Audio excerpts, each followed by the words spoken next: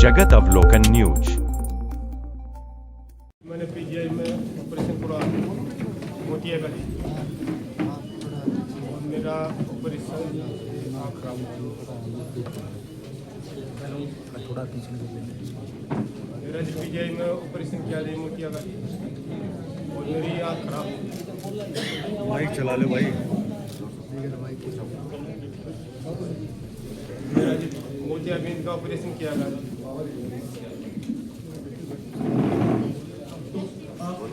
समझ गया। तो इसमें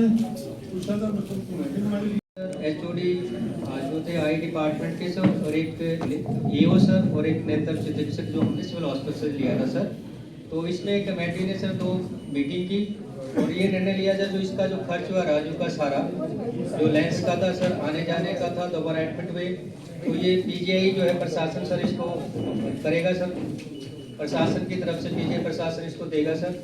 दूसरा कमेटी ने ये भी सिफारिश की है सर जो आई विभाग में जो है सर एक निगरानी कमेटी बनाई जाए, क्योंकि सभी मरीजों से जो लेंस वगैरह जो बाहर से मंगवाया जाता है सर वो नहीं मंगवाया जाना चाहिए और सारी सुविधाएं मुफ्त उपलब्ध कराई जाए सर।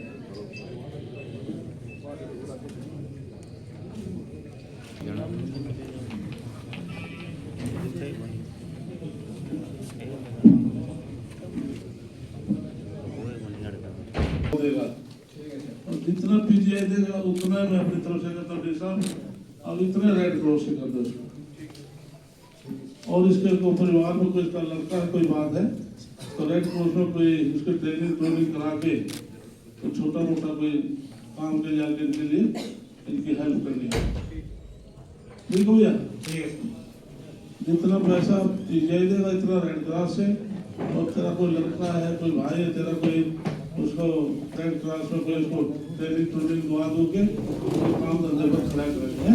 लड़का है चलो जो भी है आप हिसाब से मिल रहे हैं, ठीक है।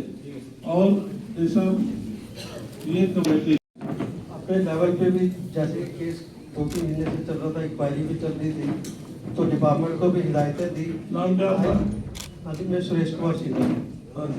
तो पिछली दोनों मीटिंगों में भी मैं आया था। तो हमने कि आयुष्मान में क्योंकि सारी चीज़ें कवर्ड होती हैं तो डिपार्टमेंट शायद इसको आयुष्मान सुविधा प्रोवाइड नहीं कर रहा था, तो इनको हमने निर्देश दिए कि आप आरसी करा कर चीज़ों की लेंसों की आयुष्मान में इंक्लूड करें। और साथ में जो सफाई की व्यवस्था थी, इन्फेक्शन का जो इशू आया था उसके लिए एमएससी निगरानी में एक कमेटी पहले से चल रही है और वो समय समय पर निगरानी करके सफाई व्यवस्था उसके जो मापदंड है उनको उसकी अनुपालना करती है। और तीसरा इनको जो डिले हुआ था, जो मार्केट का एक इशू आया था, वो भी इम्प्लीमेंट करा दिए हैं। तो हमने ऑलरेडी इसके सारे कंपोनेंट जो कंपनसेशन के सवाल अभी कमेटी ने सजेस्ट किए हैं वो वेलकम है, क्योंकि इसमें कहीं ना कहीं जो हुई है नेचुरली उसका हमें देना चाहिए, पर इसको भविष्य में ऐसी गलती ना हो वो प्रशासन उसके लिए कार्यरत है। और अब एश्योर भी करता हूँ मैं आज कि ये ऐसा इशू आएगा नहीं फ्यूचर। ठीक है, जो अनाउंस किया है वो करो। हाँ ठीक है, ये साहब कमेटी आप हिसाब से मिलना, ठीक है। जो अमाउंट आप देंगे तुरंत रेड क्रॉस देगा, ठीक है। ये हिसाब से मिलना, ठीक है। जो बंद लिखिए, रिपोर्ट आएगी पत्थरों की लिखिए, उसके भी खिलाफ होना चाहिए। अब इंक्वायरी बंद लिखिए, ठीक है। यहाँ से क्लोज कर दो। दूसरी जो शिकायत है सर वो अतिरिक्त उपाय मीटिंग से पहले ही जमा करा दिया था, मैंने आपसे वायदा भी किया था मैं जमा करा दूंगा। इसके अलावा ईडीसी का जो है सर, ईडीसी मेरे से इन्होंने 5,05,000 के हिसाब से मांगी थी। 2003 में मैंने लाइसेंस लिया था, लेकिन उसके बाद में जब सरकार पलट गई और ये मेरे पास रेट भी है उस टाइम के, मैं ये आपको दिखा भी दूंगा। ये इसमें उस टाइम के 5,05,000 की रेट है रोहतक तक की थी, लेकिन सरकार पलट गई तो द्वेष भावना से 15,05,000 के हिसाब से मेरे से चार्ज किए गए। मेरे 2.25 करोड़ पहले जमा कराए और 371 मैंने और जमा करा दिए। अब बिजली बोर्ड वाले ये कहते हैं भाई ईडी एक्सटर्नल डेवलपमेंट चार्जेस का क्या मतलब है, वो एक्शन साहब बता दें।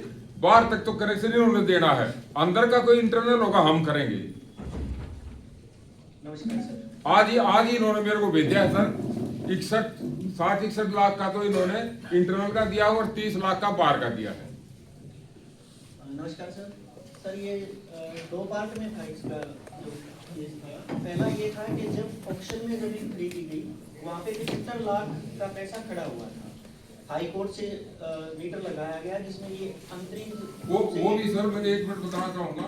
वो भी पहले हाई कोर्ट ने जब ये ऑप्शन की, दिल्ली हाई कोर्ट ने, उन्होंने पहले स्टार निकाला था अखबार में कि भाई किसी की लेनदारी तो हमें क्लेम करें, लेकिन बिजली बोर्ड ने वहाँ क्लेम नहीं किया। उस टाइम तक मैंने ली नहीं थी, मैं तो बाद में ऑप्शन में ली है। वो भी मैंने भर दिया 75 लाख के सर, वो मैंने कंप्लीट करा दिया है।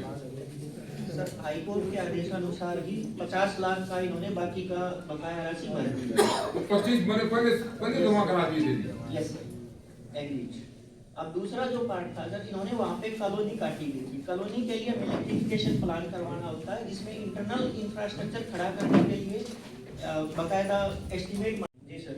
तो सरकार का बनता है वो छोड़ना नहीं, वो ले लेंगे सर ये सारा जो दोनों बताए सर ये सरकार के ही बनते हैं। ऐसे कितना बता रहे हो ना? जी सर। उससे ज्यादा नॉलेज मुझे, यस सर, यस सर।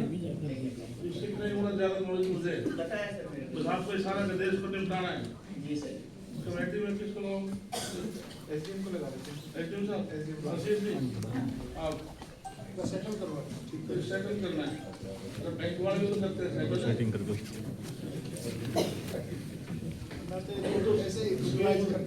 और भी उसकी जो स्कीम भी आती है, सरकार पे सरकार लगा लो तो ठीक है। आप देखेंगे निपटाना है, ठीक है। नंबर NS है क्या? हाँ जी। नमस्कार सर, मैं पूरे डायरेक्टर हिसाब से तो सर हमने पुलिया खोल दी थी। मैडम जो कल जो है बात भी हुई थी सरपंच साहब से, वो सेटिस्फाइड थे। तो मैडम से आज मेरी बात हुई है तो वो कह रहे हैं कि पूरी तरह से नहीं है, एक बारी और करनी पड़ेगी, तो वो करवा देंगे सर। इनके पास तो सारे उपकरण है सर, ये बड़ी बड़ी मशीनें हैं, वो चीज लगेंगे तो खोल सकते हैं जी। हमने तो पूरा जोर लगा के देख लिया, खुल नहीं रही जी वो। सर एक बारी और करवा देंगे पूरी तरीके से। हाँ जी, पानी जा रहा है वैसे, और सारा साफ करवा देंगे अच्छी तरह से, ठीक है। इसका है और ये दिल्ली बाईपास के ऊपर बड़ी नहर है। तो रात को 9 और 10 के बीच में अमित और लक्ष्मण की जो है नहर में पानी में डूबने से मौत हो जाती है। और उस मौत में उनके साथ वो पिंकी नाम की उनकी पत्नी थी, जैसे दोनों की। तो कुल मिलाकर के ये जो मामला पिछली बार भी हमने रखा था, तो ACP शेखर साहब ने हमारी बात को बड़ा ध्यान से सुना था वहाँ। और पहले तो इस केस को और कहीं देखा जा रहा था, लेकिन हमने कोशिश की कि इसको उस दिशा में देखा जाए जिसमें इसमें हमें जो शक भी होता है उनकी हत्या हुई। तो यहाँ तक तो सर ये ठीक है। और अभी वो 1-2 दिन पहले वो जो लड़की है पिंकी, वो चली गई थी, वो रोहतक माई हमारे उनके सामने बिठा के बात करवाएगी। लेकिन आज आपके बस हमारा इतना कहना है कि ये उसके नहर के ऊपर जो घटना घटी हमीद के साथ, ये पहली घटना नहीं थी। इससे पहले एक बार और भी उसकी जो है हत्या होने की कोशिश हुई थी, वो भी हम आपके सामने आज लेके आए हैं। प्रशासन से भी हमारी प्रार्थना है इस केस को हल्के ढंग से ना देखें, इसकी गहराई को इसमें जाए, इसकी वास्तव में जो लग रहा है कि हत्या हुई है उसको उस तरीके से इसकी जांच होगी। तो सर अब इसमें बस इतनी हमारी प्रार्थना है कि वो ये घटना तो सर 3/7/25 की, और एक घटना और है, वो है क्या नाम है 24 में 10 तारीख 9 महीने की। हाँ मतलब कुल मिला के सर मैं कह रहा हूँ यही जो पिंकी है, ये जो अमित जो नहर में जिसको और जो लक्ष्मण जो पाया गया है, जो नहर में जो 2 लड़के मरे हैं, तो अमित ये पत्नी तो थी जी लक्ष्मण की पहले, और लक्ष्मण के जीते जी से पिंकी ने दूसरी जो शादी है इसे कोर्टों के माध्यम से ये इसके अमित के साथ कर ली थी। और कुल मिला के कुछ दिन के बाद इस जो पिंकी जो नाम की लड़की है ये वही आसपास में रह रही थी। तो ये गलत हालत में अमित ने कहीं इसको देख लिया, उनके बीच में तनाव आ गया था। ये उसके बाद इसको घुमाने के लिए लेके गई, उसी समय इसको बिहार अपने गांव में लेके चली गई सर। वहाँ जाने के बाद इसको वहाँ बांधा गया, गांव में इसको मारने की तैयारी थी, लेकिन ये वहाँ से छुटा छूट के भाग गया। 3 व्हीलर का इस्तेमाल करके ये थाना पहुंचा सर, इसमें पूरा पुलिस की लिखी हुई इसके अंदर है। वो ये थाने के अंदर वहाँ जाता है, थाने में फिर गाड़ी बैठ के वापस फिर गांव में इसको ले आया गया। और गांव में ले आने के बाद फिर उस गांव में जब लेके आए तो वहाँ उन्होंने बैठ के इस लड़के से बाकायदा लिखवा गया पुलिस के उसमें, अब इस पिंकी से मेरा कोई लेना देना नहीं है। उसके बाद ये यहाँ आ गया, 6 महीने 8 महीने के बाद ये पिंकी फिर दोबारा रोहतक में आ जाती है लक्ष्मण के साथ। ये दूसरी घटना उसके बाद यहाँ घटी है। मेरा बस इतना कहने का मतलब है कि ये पहली घटना नहीं थी, इससे पहले घटना थी। आप पिंकी तो 3-4 दिन पहले पुलिस कस्टडी में मतलब हमारे को बुलाया था, यहाँ थाना जो है IMT थाना के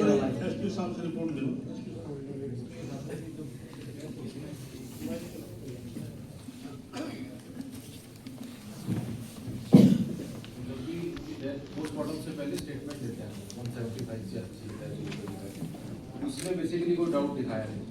पोस्टमार्टम की रिपोर्ट आई है, उसमें भी कोई एंटीमॉर्टम इंजरी यानी मरने से पहले की कोई इंजरी उसमें है नहीं। अब उसका अभी तक यही नहीं पता कि उसकी कॉज ऑफ डेथ मरने का कारण क्या है। तो 2 रिपोर्ट्स इसमें, एक तो केमिकल एग्जामिनेशन की आनी है FSL से, और एक पैथोलॉजी रिपोर्ट आती है तो बीमारी तो नहीं, वो भी रिपोर्ट पेंडिंग है। तो मैंने DO लिख दिया प्रायोरिटी की, उम्मीद है कि हमें 10 दिन में रिपोर्ट आ जाएगी। उसके बाद हम कर देंगे तो बिल्कुल दूध का दूध पानी का पानी होगा, कोई डाउट वाली बात नहीं। सर एक ध्यान में वो इसमें देना चाहता हूँ कि वो लड़का बीड़ी तक भी नहीं पीता था जिस दिन ये घटना घटी है। उस दिन बाकायदा उस लड़के को, ये तीनों जने थे उसमें, पिंकी, लक्ष्मण और वो अमित है, ये 3 बोतल, हमारा जो बयान है उसने बताया कि 3 बोतल पुराना बस अड्डे से उन्होंने ली है। लड़का ने कभी दारू नहीं पी, लेकिन उसी दिन 3 बोतल 3 आदमी सर, 3 आदमी 3 बोतल लेकर के वो 3 घंटे तक उनका जो फोन बंद रहता है, और जब फोन खुलता है 3 बोतल उस लड़के को बाकायदा दारू पिलाएगी जो जिंदगी में कभी टच ही नहीं किया कभी भी। ये सारी शंका पैदा करती है कि ये साधारण नहीं चीज है। बस मैं प्रशासन से इतना कहना चाहता हूँ। कोई बात नहीं पता नहीं सर, वो परसों 15 तारीख को हमारे को बुलाया था कि वो आई हुई है। अब पता नहीं वो लड़की कहाँ को उसके खिलाफ में केस दर्ज हुआ है ना, और कुछ हुआ है साहब तक।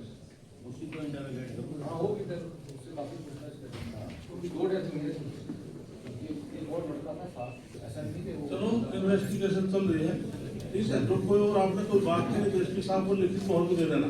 ठीक है, जैसे आप बोल रहे हैं तो जी दारू की शराब की जी बात है, ये इसी केस में बोल रहे हैं। हाँ जी इसको शेयरिंग करना है। सिस्टर ऐसे करो बोलिए साहब, हाँ जहाँ पे बोलो किस में चाहते हैं शेयरिंग करा रहा हाँ ये कहेंगे वही कर देंगे, बता। बोलो। क्राइम ब्रांच को दिया जाए, पर यहाँ से IMT थाना बोर्ड से आई एम नॉट सेटिस्फाइड, मुझे नहीं मिलता, मुझे यहाँ से न्याय मिलेगा इन पुलिस वालों से। इन्होंने 4 तारीख को भी इन्होंने जबरदस्ती मुझसे एप्लीकेशन दिखवाई है।